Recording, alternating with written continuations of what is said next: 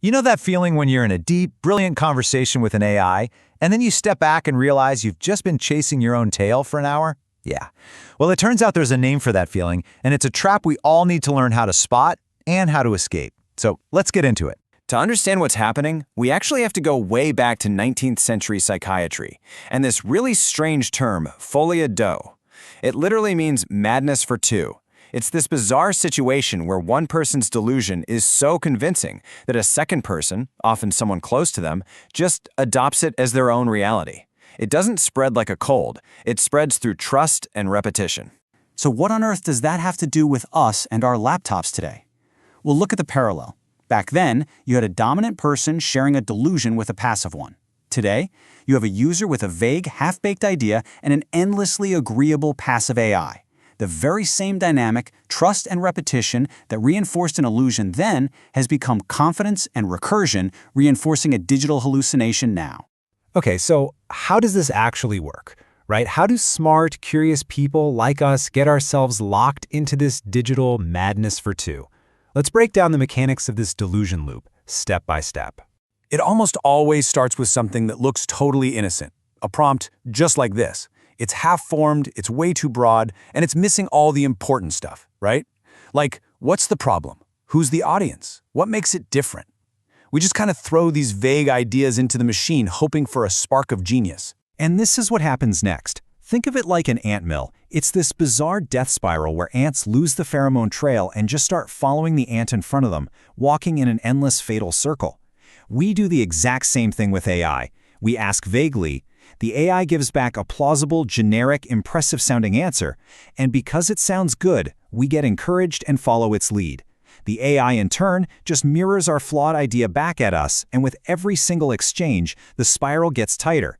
We drift further and further into a well-mannered, grammatically perfect, but completely empty delusion. You know, the philosopher Ludwig Wittgenstein totally nailed the heart of the problem a century ago. When you start with a vague prompt, you're not just limiting the quality of the answer you get back. No, you are fundamentally limiting the boundaries of your own world, your own understanding of the problem itself. Okay, so we've seen the trap, but here's the good news. We are absolutely not doomed to follow these ants into a digital spiral. Just like Odysseus figured out how to hear the siren's song without crashing his ship, we can learn how to engage with these powerful tools without falling under their spell. Here is a toolkit for how to do exactly that. So how do we break the spell? Well, we're going to walk through 4 clear strategies. First, ask less, think more. Second, don't be afraid of friction. Third, build in self-checks. And fourth, this one's crucial, know when to reset. Let's kick things off with that first one. We need to stop treating AI like a vending machine for ideas and start treating it like a mirror for our own reasoning. Before you type your next prompt, just pause. Seriously, ask yourself these questions. Why am I even asking this? Am I trying to come up with something brand new, or am I just hoping the AI will agree with an idea I already have? A vague prompt gives you a vague outcome every time, but a thoughtful prompt, one that's born from asking yourself these questions first, that's what opens the door to a real productive conversation. This brings us to a huge point. As a group, we are way too polite with our machines. We keep using AI as an affirmation engine, a tool that just agrees with us and tells us what we want to hear. We need to flip that and turn it into a friction engine. Use it as a sparring partner. Literally ask it, what's wrong with this answer, or argue the opposite point of view. That's where the real insights are hiding, in the disagreement. You know, the sneakiest part of this whole AI delusion is just how reasonable it all feels while you're in it. That's why we have to build in some safeguards.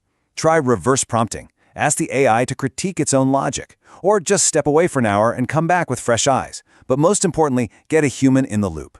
The danger of AI isn't that it's wrong, it's that it can be dead wrong while sounding perfectly right. All right, on to our final technique. This one is based on a really subtle but critical pattern.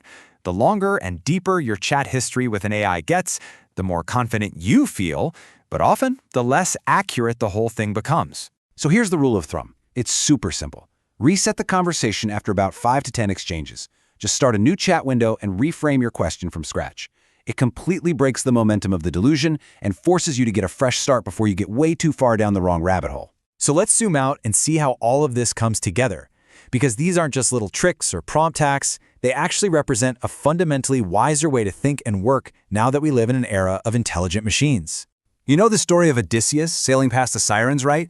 Their song was so beautiful it was fatal. He didn't rely on his willpower to resist it. Instead, he had his crew tie him to the mast. That is exactly what we have to do with AI.